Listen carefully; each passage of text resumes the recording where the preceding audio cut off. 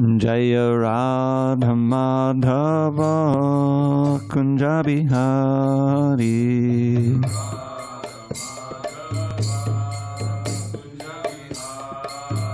Jaya Radha Madhava Kunja Bihari.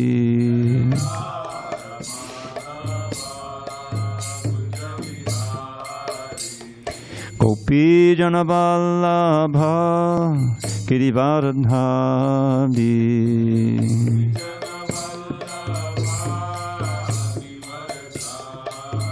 Jaya Gopi Jana Vallabha Girivardhari.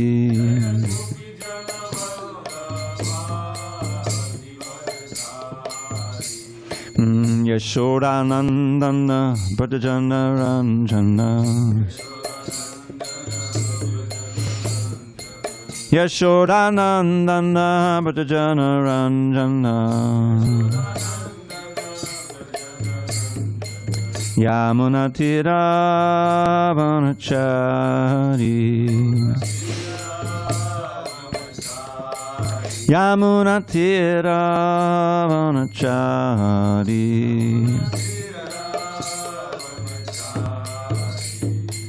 Hare Krishna, Hare Krishna, Krishna Krishna, Hare Hare, Hare Rama, Hare Rama, Rama Rama, Hare Hare.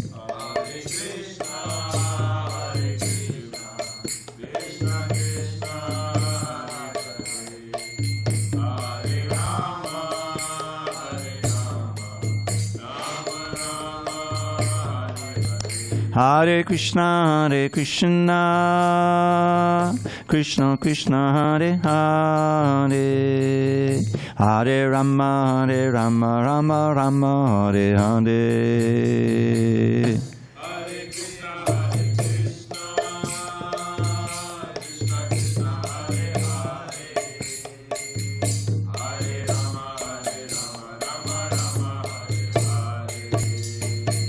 Hare Krishna, Hare Krishna, Krishna Krishna, Hare Hare, Hare Rama, Hare Rama, Rama Rama, Hare Hare.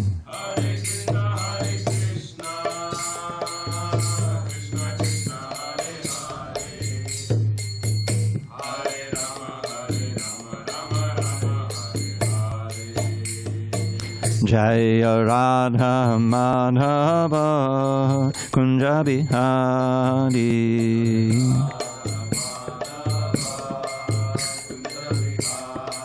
Jaya Radha Madhava Kunja Bihari.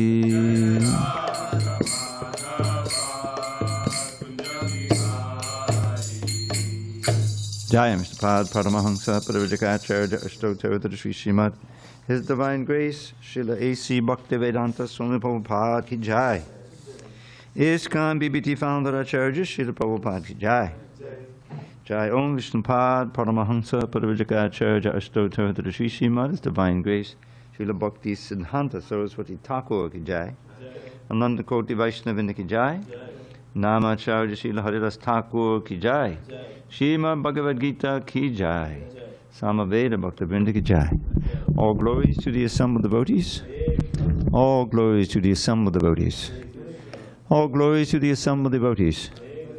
All glory to Sri Guru and Gauranga.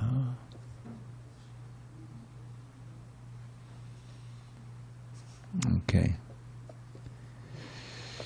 I think we're on text 27. Is it 28? Okay. Thank you. Om Namo Bhagavate Vasudevaya. Om Namo Bhagavate Vasudevaya. Om Namo Bhagavate Vasudevaya. Om Namo Bhagavate Vasudevaya.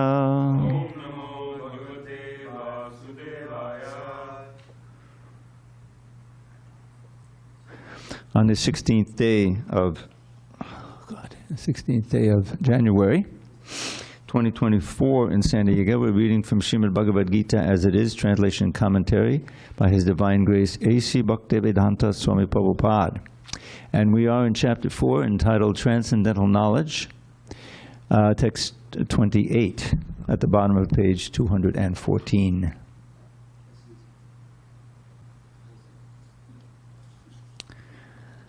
Dravya Yagyas Tapo Yagya Yoga Yagyas Tatapare Svadhyaya Jnana Yagyascha Yatayah Sankshita Vrataha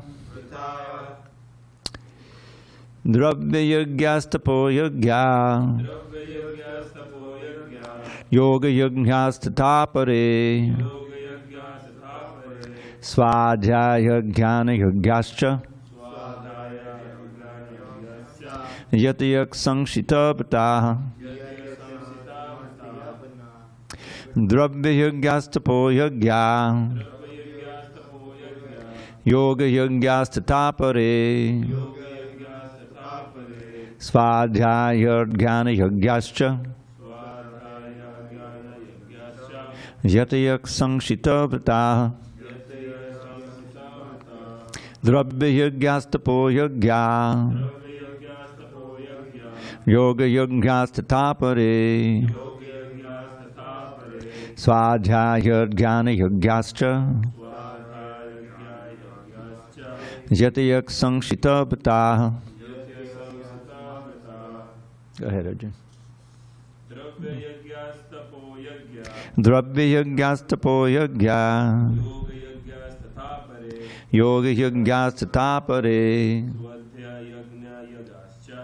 Svadhyaya Jnana Yagyascha Yatayak Sankshita Vrataha. Anyone else? Go ahead, Chad. Dravya Yagyas Tapo Yagya Yoga Yajnas Tatapare Svadhyaya Jnana Yagyascha Yatayak Sankshita Vrataha. You want to try it, Boo? No? Okay. All right. No, he doesn't want to try. Next birth. All right, word by words. Dravya Yagya, sacrificing one's possessions. Tapa Yagya, sacrifice in austerities. Yoga Yagya, sacrifice in eightfold mysticism. Tata, thus, apare, others. Svadhyaya, sacrifice in the study of the Vedas. Jnana Yagya, sacrifice in advancement of transcendental knowledge. Cha, also, Yatayak, enlightened persons. Sankshita Vrataha, taken to strict vows. Translation. Having accepted strict vows, some become enlightened by sacrificing their possessions, and others by by performing severe austerities, by practicing the yoga of eightfold mysticism, or by studying the Vedas to advance in transcendental knowledge. Purport. These sacrifices may be fitted into various divisions. There are persons who are sacrificing their possessions in the form of various kinds of charities. In India, the rich mercantile community, or princely orders, open various kinds of charitable institutions like Dharmashala, Anna Kshetra, Atiti Shala, Anathalaya, and Vidyapita. In other countries, too, there are many hospitals, old age homes, and similar charitable foundations meant for distributing food, education, and medical treatment free to the poor. All these charitable activities are called Dravyamaya Yagya. There are others who, for higher elevation in life or for promotion to higher planets within the universe, voluntarily accept many kinds of austerities such as Chandrayana and Chaturmasya. These processes entail severe vows for conducting life under certain rigid rules. For example, under the Chaturmasya vow, the candidate does not shave for 4 months during the year, July to October, does not eat certain foods, does not eat twice in a day, or does not leave home. Such sacrifice of the comforts of life is called tapomaya yagya. There are still others who engage themselves in different kinds of mystic yogas, like the Patanjali system for merging into the existence of the Absolute, or Hatha Yoga or Ashtanga Yoga for particular perfections. And some travel to all the sanctified places of pilgrimage. All these practices are called Yoga Yagya, sacrifice for a certain type of perfection in the material world. There are others who engage themselves in the studies of different Vedic literatures, specifically the Upanishads and Vedanta Sutras, or the Sankhya philosophy. All of these are called Svadhyaya Yagya, or engagement in the sacrifice of studies. All these yogis are faithfully engaged in different types of sacrifice and are seeking a higher status of life. Krishna consciousness, however, is different from these because it is the direct service of the Supreme Lord. Krishna consciousness cannot be attained by any one of the above-mentioned types of sacrifice, but can be attained only by the mercy of the Lord and His bona fide devotees. Therefore, Krishna consciousness is transcendental. Om jnana timirandasya jnanandana shalakaya chakshu unmilitam mena tasmai shri gurave namaha. I was born in the darkest of ignorance, but my spiritual master Srila Prabhupada opened my eyes with the torchlight of knowledge. I offer my humble obeisance to him and all members of Sri Parampara. So, Krishna is giving list of different kinds of sacrifices, and ultimately, of course, what is a sacrifice? A sacrifice means you have to sacrifice something that is of value to you, that you could use otherwise for your own pleasure, but you give it off for whatever reason it may be. Charitable reasons, you want to do good for humanity, you want to purify yourself of sinful reactions, you want to go to the heavenly planets, you have a goal. You have a goal, you do it. So sacrifice is there in Krishna consciousness, just like Prabhupada would often say, and I'm sure he says in these purports, he'll eventually come to it, that in this age, the yajna is Sankirtan yajna. That takes care of everything. Because the point is, in the Bhagavad Gita, from the beginning, when he starts instructing Arjuna, to focus on the ultimate purpose of life, and to not simply judge a situation according to your preconceived notions. Arjuna was looking at the situation he was in from a conditional point of view. In other words, he was looking at it from his own emotions, his attachments, his material attachments, specifically and most prominently Bhishma Dev and Dronacharya. Bhishma Dev was his beloved grandfather figure. He wasn't his seminal grandfather, but he was in that role. It took that role when Pandu died, untimely, his father, the fathers of the Pandavas. And so he helped to raise these boys, and with great affection. They were all sons of demigods, actually, so they were all very exalted souls. So he happened to be on the other side. Why? Because he was being maintained by Duryodhana. So he felt obliged to be on the other side. And as far as Dronacharya goes, he was the teacher. He was the beloved teacher of the martial arts, Arjuna's teacher. So both of them were on the other side. And then there were so many others who he had relationships with, because this was an internecine battle. The Kurus and the Pandavas were very closely related by blood ties and marriage ties and all these different things. So Arjuna was asked to sacrifice all of this, these relationships, for the sake of one other relationship, his relationship with Krishna, which is the most important one. That's what he'd forgotten. He was put into this illusion so that the Bhagavad Gita could be spoken. He's an eternal associate of Krishna. Wherever Krishna appears in the material world, Arjuna is there. We learn that in the beginning of this chapter, when Krishna explains how he spoke the Bhagavad Gita to the sun god millions of years ago. So I said, how can that be? In other words, he was covered. We're contemporaries. That was millions of years ago. How did you speak? So Krishna answers, Bahuni me vyatitani janmani tabacharjana tanyaham veda savanina tvam veta parantava. Many, many births both you and I have had. And because you're my dear devotee, whenever I appear in this material world, you appear with me. But you've forgotten all those births. You've forgotten. I have not. Because I don't change my body. You see, he explains in the next verse. I appear, a Jobi-san, although I am unborn. You know, this is, Kunti would say, this is amazing. Your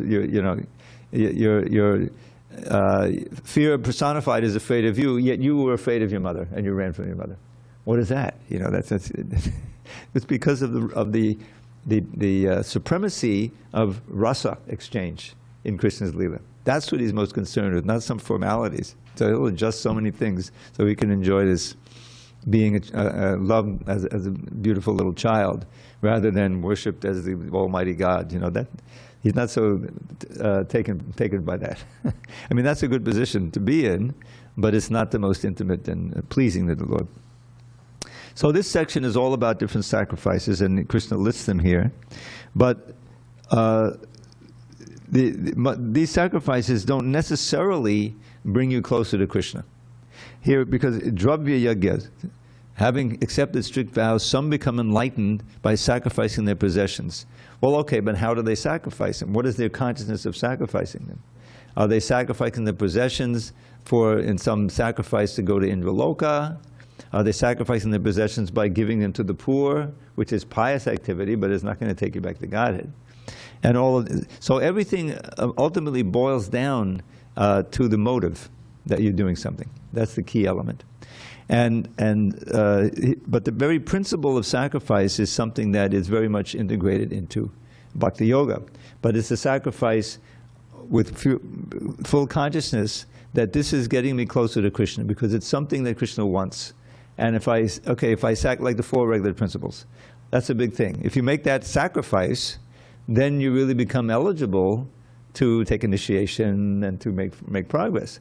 Because the whole purpose of Bhakti Yoga is to transfer your entanglement, your attraction, your desires that are directed toward the material world, and direct them toward Krishna. Yoga, what impels you to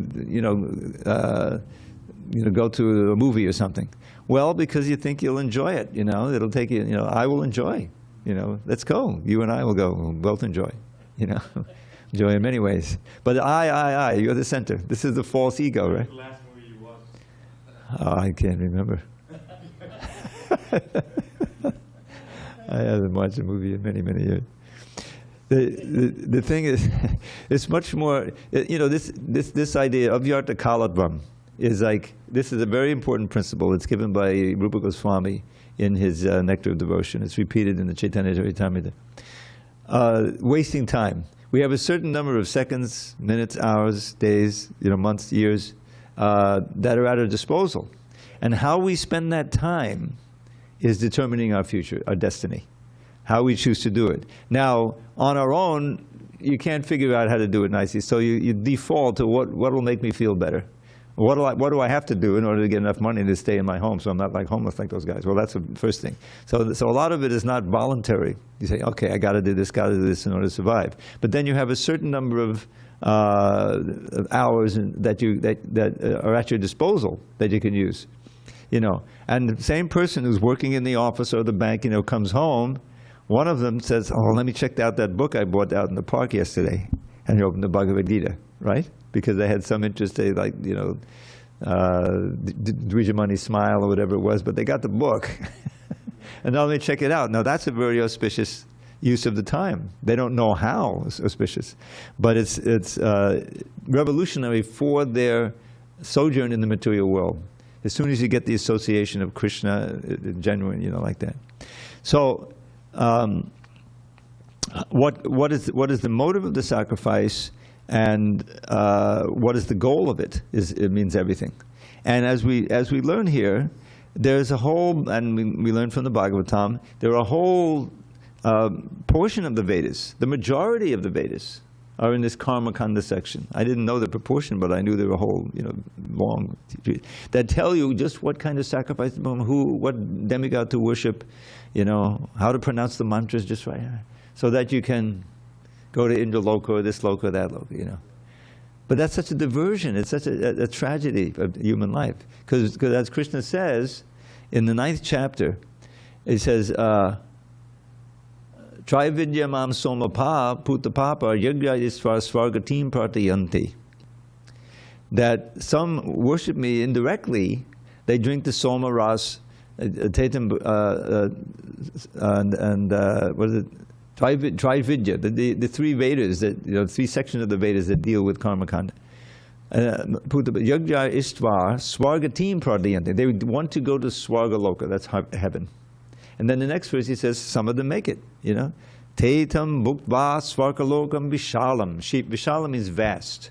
So if they make it up there, they do everything right, and they get the mercy of the god who's up there, or goddess, then they can enter Swargaloka and enjoy godly delights, for a long time. Vishalam means much greater than we can experience here.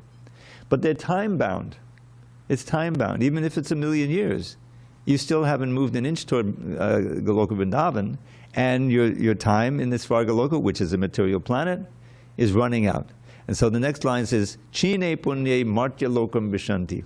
Krishna uses the word martya loka to describe this world, the world of death. Then when your punya credit is used up, you come back down here. And so then he gives a judgment of this whole thing. Evam Jahi Dharmam, again, Tri Dharmam, the three Vedas, Evam Jidharma Anupapana Gatagatam. They're going and coming, going and coming. Kama, kama, and labante. Absorbed in varieties of lusty desire, So you fulfill them for a while, then boom, down you go and you're back where you start. You didn't make any progress. And you wasted so much time. 1,000,000 years, You got diverted. So in our present state, as human beings, the clock is ticking as it always is. So the question is, how are we going to direct our energies under superior valid guidance so that we can withdraw our attractions from Maya and put them more and more on Krishna? That's the whole process. And the vairagya comes naturally. Right at the beginning of 2nd chapter, 1st canto, there's a whole series of verses which are very important to know. Prabhupada will give many lectures on them. And the whole, it revolves around what real dharma is. Dharma is such an important concept. But at the beginning of Bhagavatam, 2nd verse of the whole Bhagavatam, it's described dharma projita kaitavotra. Does anyone know what that means? Arjun, you've heard that before. Dharma projita kaitavotra atra. Yeah. So there's this something called kaitava dharma. Cheating religion, not genuine. In other words, it looks like dharma, but it's taking you away from Krishna. So that includes the desire for liberation, impersonal liberation. Sridhar Swami, Prabhupada points out, he gave that in. What to speak of going to the heavenly planets, or just sacrificing on this earth to go up the corporate ladder or whatever it is, to somehow achieve something material here. It's all a tragic waste of time for the soul. You're tying more knots and entanglement in the material world rather than working to get out of it. So that's what Prabhupada came to give, and that's what all our acharyas give, and what Lord Chaitanya taught. How to use the time of our precious human life. Because only in this form can we understand these things. There's no cats or dogs sitting in here. There are a few insects. They may be benefiting. But I was reading that book. This is like you transfer to a different world. And you went to the moon and you spent $28 billion and you just bring a rock. That got me so much. Okay. Yeah. It's it. The material life is unlimited varieties of wasting time. And aspiring for happiness where there cannot be ultimate happiness. Krishna, he certifies this world in the 8th chapter. First of all, he starts with a very hopeful part of the verse. Each verse is like a whole construction. Mamupecha, one who comes to me. Okay, this is very nice. Mamupecha punarjanma dukale yamashashratam natlavanti mahatmana sangsiddhim padamangata. One who attains my abode. punarjanma, does not again take birth in this world, which is dukkhalayam ashashvatam. Very important phrase. Alaya means an abode. Dukkha means misery. So this is an abode of misery, various miseries. Yes, there's a little, drops of sense gratification that, can keep you bewildered. But basically, birth, old age, disease, and death, threefold miseries, climate change, our former president, is a big misery for so many people. I don't like to mention his name. Anyway, they might be listening, So anyway, so dukkhalayam is one who attains to me, comes back home, back to Godhead, doesn't have to come back to this world which is an abode of various kinds of miseries. Mamupeja punarjanma dukkhalayam ashat napnuvanti. You do not come back. Mahatmana, such great souls, Mahatmana sangsiddhim padamangada. They have attained the complete perfection, having come back to me. So this is the opportunity we've been given. And we should understand, it's very important to realize that okay, we may not be able to go all the way back to God at this time. There's so much conditioning and so difficult. But at least let's make as much progress as possible, because it's never lost. There's no loss or diminution, Krishna says in the 2nd chapter. Where do you find that in the material sphere? There's 100% loss, 100% diminution. You may have $1 billion, you may have 30 cents, but when you leave your body, the money stays here, no matter what it is. All your relationships, your prestige, your degrees, whatever you've got, your cars, goodbye. You're going somewhere else. And the more that you have, accumulated these things, you've by most likely performed all kinds of sinful activities, stepped all over people. You've got a whole bunch of sin-free actions. So what have you really accomplished? Nothing. It's a big illusion. So the process of sacrifice, which is what we've been discussing here, how to perform sacrifice in the right mentality so that really it moves you forward toward going back to Godhead. And we always have this Sankirtan Yajna, which you can it's called Sankirtan, but you can sing it alone. You can sing Hare Krishna alone. It doesn't have to be Sankirtan. It can just be Kirtan, But the point is to as far as possible, chant the holy name and a regular number of times, to take on the rounds, but and to chant and hear nicely, and to glorify the holy name, with your life. And this way everything falls into place. That's the main yajna in this age, especially. All right, but we're performing another one, Svadhyaya Yajna, the sacrifice of study. We're studying the Bhagavad Gita now. So let's go on. Text 29. Apane juvati pranam. Prane panam tatapare. Pranapanakati rudva. Pranayama parayana. Apade niyatahara. Pranan praneshu juvati. A lot of pranas. Guess it's about breathing, right? That's it. Still others who are inclined to the process of breath restraint to remain in trance, practice by offering the movement of the outgoing breath into the incoming, and the incoming breath into the outgoing, and thus at last remain in trance, stopping all breathing. Others, curtailing the eating process, offer the outgoing breath into itself as a sacrifice. Purport. This system of yoga for controlling the breathing process is called pranayama, and in the beginning it is practiced in the hatha yoga system through different sitting postures. All of these processes are recommended for controlling the senses and for advancement in spiritual realization. This practice involves controlling the airs within the body so as to reverse the directions of their passage. The apana air goes downward and the prana air goes up. The pranayama yogi practices breathing the opposite way until the currents are neutralized into puraka, equilibrium. Offering the exhaled breath into the inhaled breath is called rechaka. When both air currents are completely stopped, one is said to be in kumbhaka yoga. By practice of Kumbhaka Yoga, one can increase the duration of life for perfection in spiritual realization. The intelligent yogi is interested in attaining perfection in one life without waiting for the next. For, by practicing Kumbhaka Yoga, the yogis increase the duration of life by many, many years.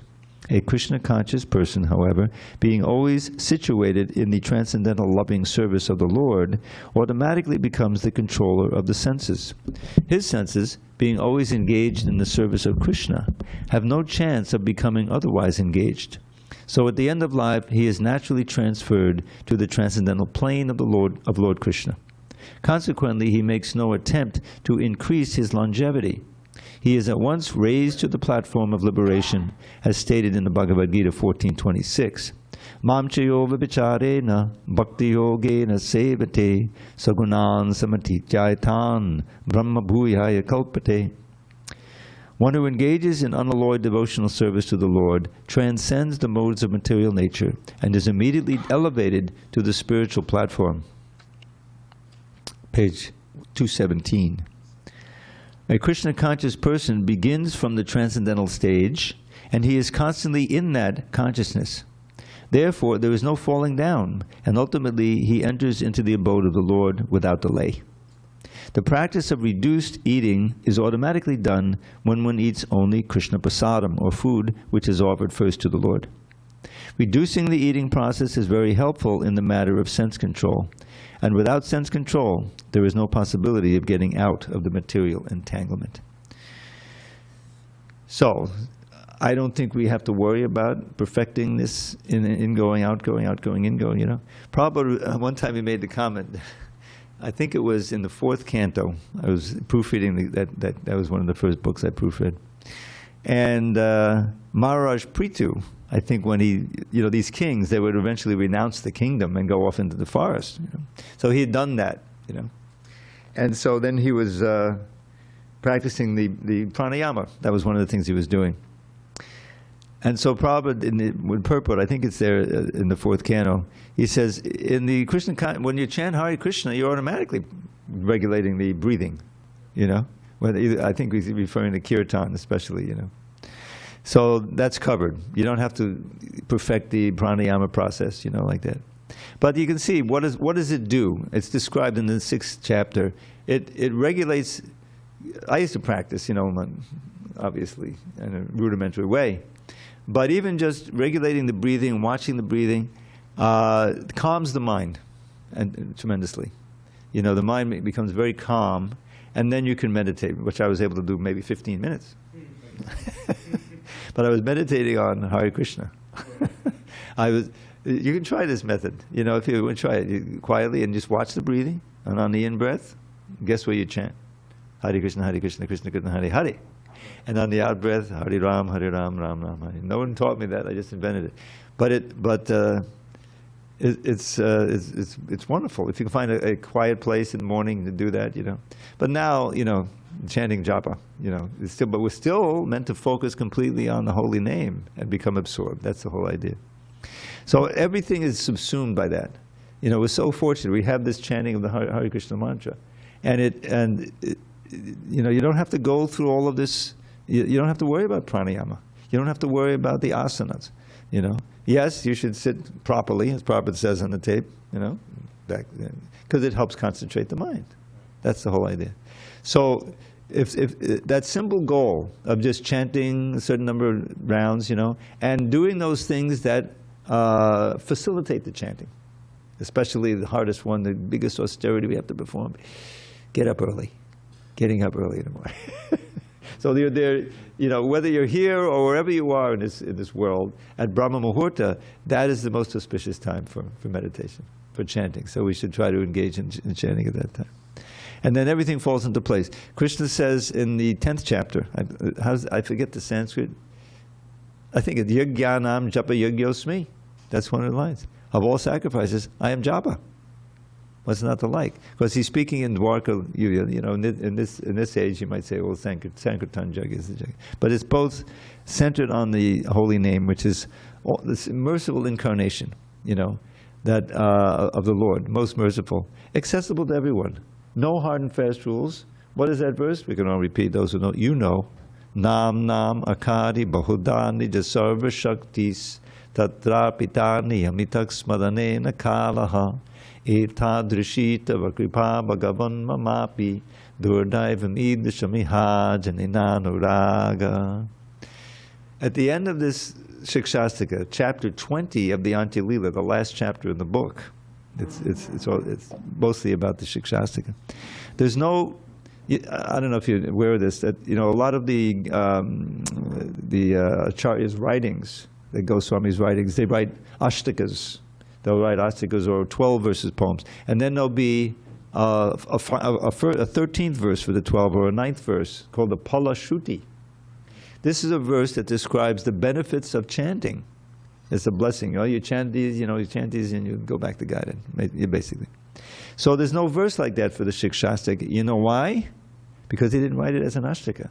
Lord Chaitanya didn't sit down and write the Shikshastika. He wrote these verses concerning the holy name, and some of them don't seem to mention the holy name. Yugayatang Nameshena, but they're important in the progression of developing your bhava, when you're chanting the holy name. And there's a beautiful book by Bhaktivinoda Thakur called Bhajana Rahasya, where the format is the Shikshastika, but he's showing how you advance, each of those verses described. So it says there's no 9th verse, but Krishnadas Kaviraj wrote a 9th verse. He wrote a verse, and I forget the Bengali. It's in Bengali, but he says those who nicely chant the Shikshastika every day, make substantial progress toward attaining perfection, of pure prema. So it's worth memorizing and checking out. And this particular one that I chanted, Lord Chaitanya says, Krishna, Govinda, and Keshava too. Your names have no end, and in each of them you have invested your potencies, leaving none out. Whenever we want, we can chant them without the slightest restriction of time or of place.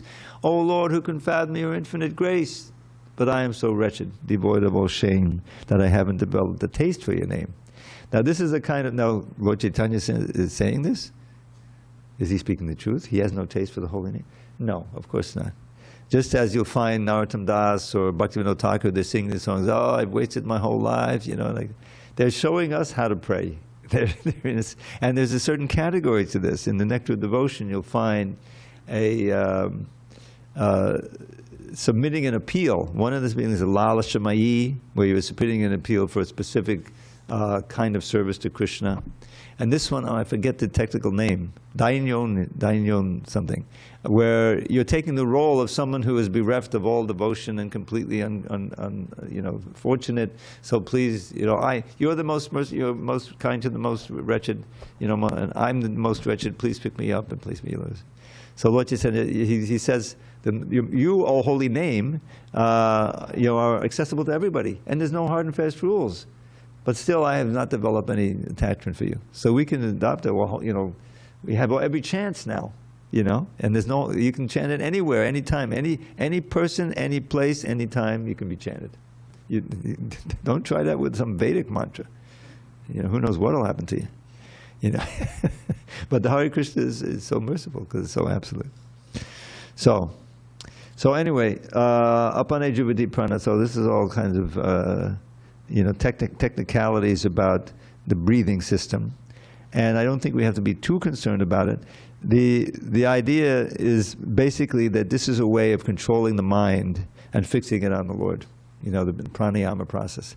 But since we have this special benediction of the holy name, you're automatically, if you're chanting nicely, your breathing will be regulated, everything will be regulated. So let's go on. Sarve pyete yagyavido Yagya chapata kalmashaha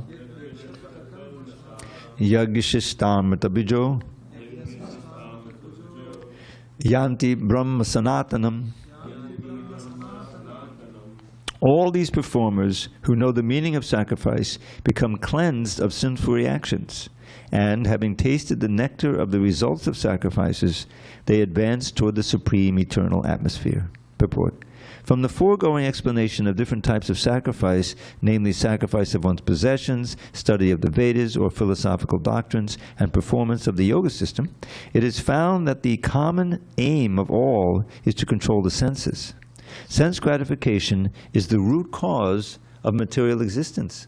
Therefore, unless and until one is situated on a platform apart from sense gratification, there is no chance of being elevated to the eternal platform of full knowledge, full bliss, and full life. This platform is in the eternal atmosphere, or Brahman atmosphere. All the above-mentioned sacrifices help one to become cleansed of the sinful reactions of material existence. By this advancement in life, not only does one become happy and opulent in this life, but also at the end he enters into the eternal kingdom of God, either merging into the impersonal Brahman or associating with the Supreme Personality of Godhead, Krishna. So I think we'll agree that we'll take the second one, right? Okay. So the whole idea is, to realize, well, okay, this is the battle. For each one of them has to go, because we're conditioned by many lifetimes of sense gratification. So those reactions to those, because of many times sinful activities, or simply the desires, unfulfilled desires. When you leave your body, your mind goes with you, and you become accustomed to certain kinds of sense gratification. Well, you can't do that anymore. So those are all in your mind. So so that'll bring you back where maybe you can enjoy them again in the next lifetime. So that's we want to try to end that. So in order to do it, we need to sublimate. I love that word, sublimate. Sublimate the lower desires into the higher desires. There's a beautiful, well, of course, there's this key verse in the second chapter, first canto, which I mentioned. And he's describing the results of taking up devotional service. Vasudeve Bhagavati Bhakti Yoga Prayojitaha Janayat Yashu Vairagyam Jnanam Chayira Hoitikam.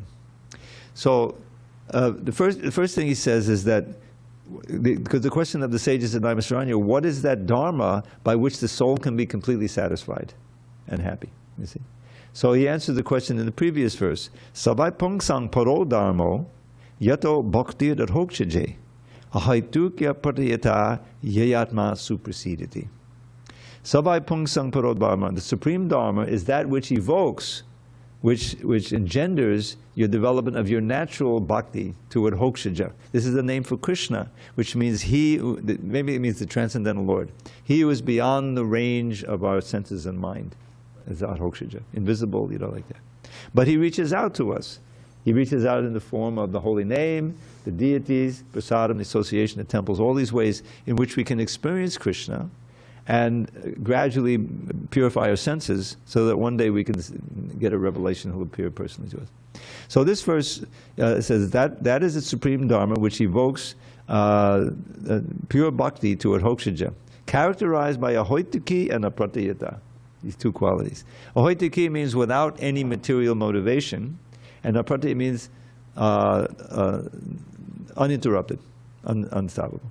That kind of bhakti will give you bliss. The soul will be completely satisfied and develop. But to come from here to there is not so easy.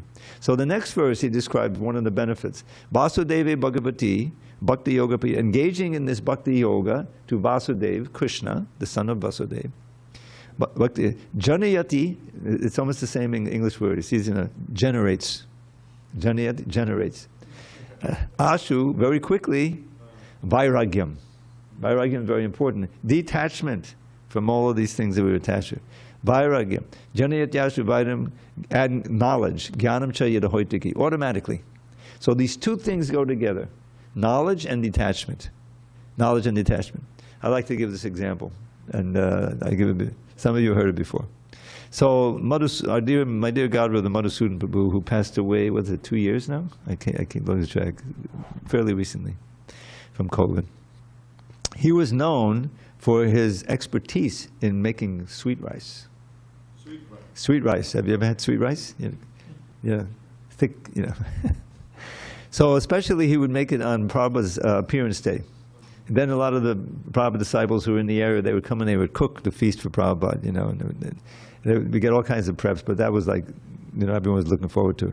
So here's the scene. It didn't actually happen, but it could have happened this way, and it illustrates this point of knowledge and vairagya going together, knowledge and detachment.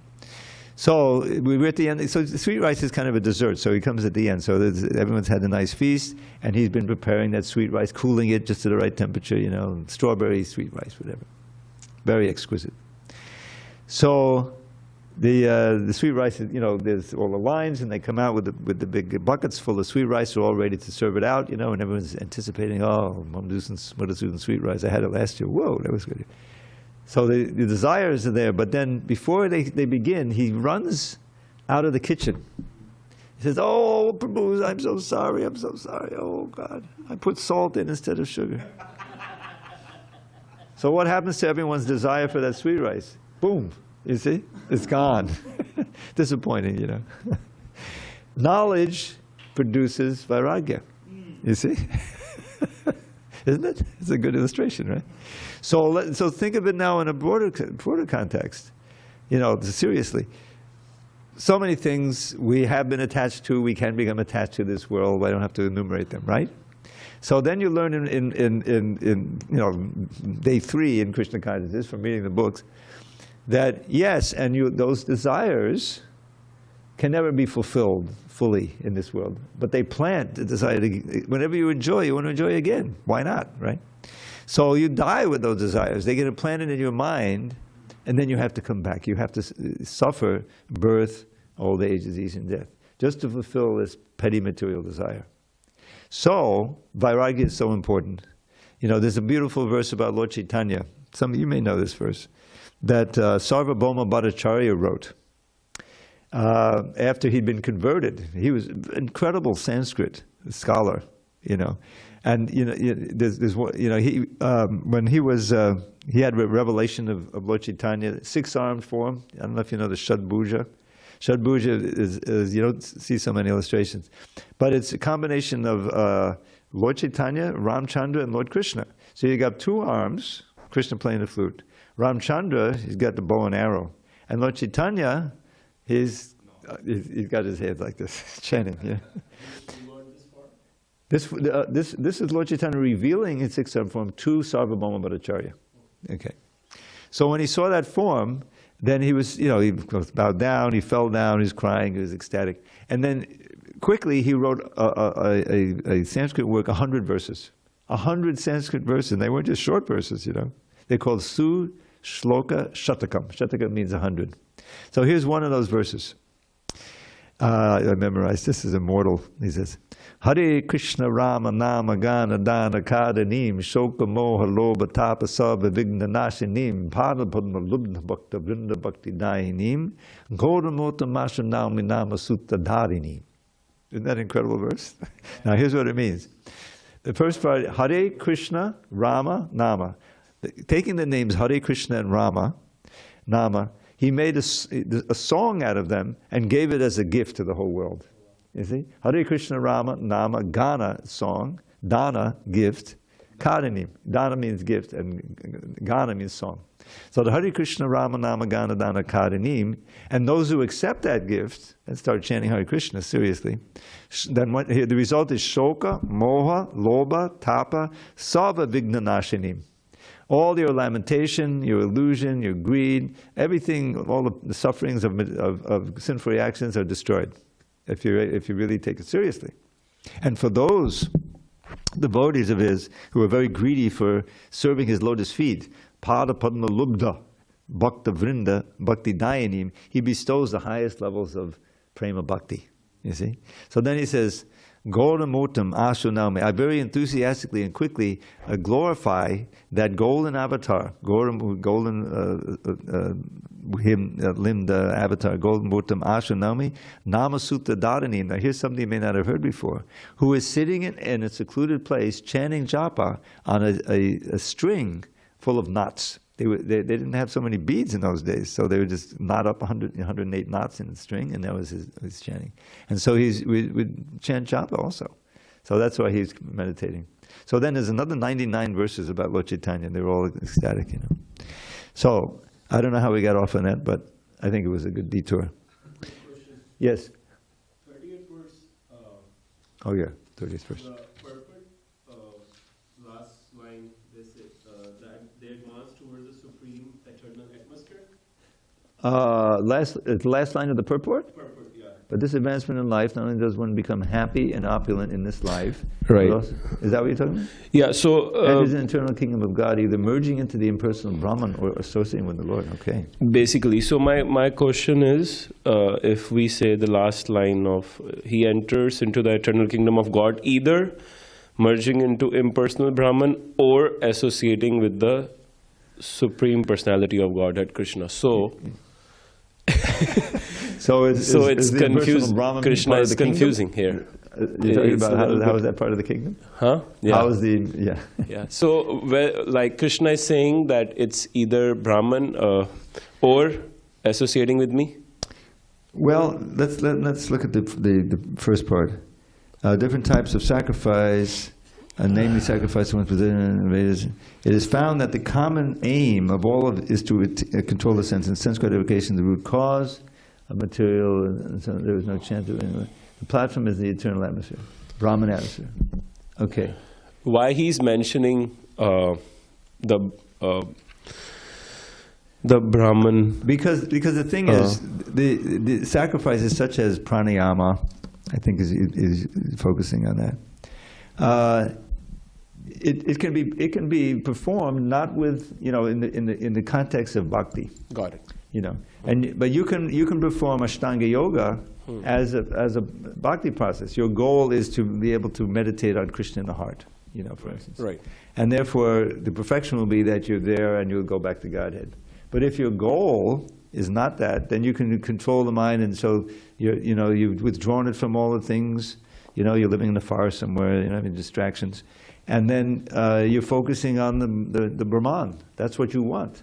You don't believe in Krishna, Right. or whatever, for whatever reason you think that that'll be a better goal for you. So then you can do that for some time. But there's a verse that it's not a permanent situation, because what does it say?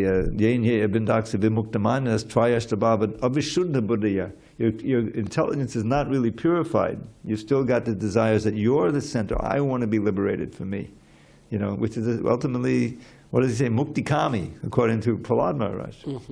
So, and the few people who can do it by great austerities, aruha kṛṣṇa, you can hear it in the Sanskrit, kṛṣṇa, let me try.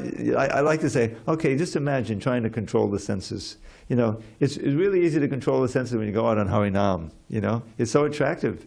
There's Jagannath. We just went out and chant. It's a wonderful meditation, much easier than sitting alone, and fighting with your mind, and the senses, dragging you.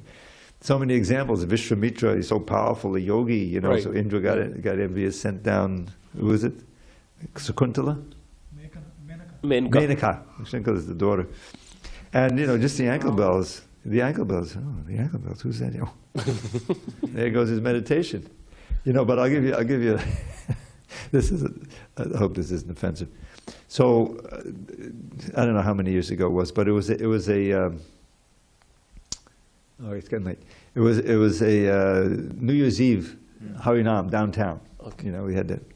So this was before they opened up the Fifth Avenue. That used to be cars, so we were all crushed in, so it was very crowded on the sidewalks. That's why they opened. So I was leading the kirtan, and we come up to the corner, and everyone's chanting Hare Krishna. And here's a bunch of, how shall I put it, scantily dressed young ladies, It's New Year's Eve, they were going to a bar or whatever it is, and they're just standing there, and I'm just laughing, and we're chanting Hare Krishna, and there's no disturbance, It's just like, okay, Hare Krishna, Hare Krishna, Krishna. So that's that, and there was another instance, and I'll end here because it's late. This many years ago, we used to go out on Harinam in Philadelphia. I lived there for 4 or 5 years in the early 80s. And working on back to Godhead. So we'd go downtown, and they had like a big square that was blocked off to vehicular traffic. It was just like a park, and there'd be all these little businesses around, And one of them was a bakery. And they would make these, very nice chocolate chip cookies. They were known for that. And they would pump the scent out into the square, so people would be saying, "Oh, maybe I think I'd like a chocolate chip cookie." Okay, let me. Great advertising. What question you used to get when you do Harinam in 80s? What happened? What kind of question you used to get? Like pushback. What the pushback you had in 80s? Oh, pushback, you mean people objecting to them? Yeah. I didn't experience any at that point. What kind of question, like, I'm going to go Harinam, they would ask me different questions right now, right? Oh, What question they used to ask? you mean if I go out there and then some people ask me a question? What are you guys doing anyway? You know, why you're out? I don't remember, on that particular Harinam, there were no questions. We were just chanting and people were hearing, you know. Nobody was like, they don't think like we're stupid or like what's going on? They may, but they would avoid us, you know. Okay. Mostly they avoid us. If you want that kind of interaction, you go to the Ratha Yatra in L.A., you know, there'll be all kinds of Christians. Even right now, because we do Harinam, and they would take picture and go on social media, just for fun. Yeah, exactly. Social media. Yeah, we're established now. You know, we come from the '60s, from that. You know, so we're like a whole cultural, you know, fact. It's not as much as it used to be in the old days, with some object, you know, and get arrested sometimes. You know. Right. So anyway, I'm leading the kirtan as often I did, and then it's wafting, you know, the chocolate chip cookies are coming, and I'm just thinking, you know, it's short-circuited, you know. I would desire that, but it's not offered. No, it's not offered. It's not prasadam, you know. I know it, and you actually don't want it, you know. It's bhoga, you know. So that's part of the blessing of chanting and being in the Hare Krishna movement, you know. All right, we are really out of time, so all glories to Srila Prabhupada. Hari Hari Bol. Thanks for coming. And we'll go resume tomorrow, same place. Are we on text 30? 31. Okay, that's easy to remember. It's a one-liner.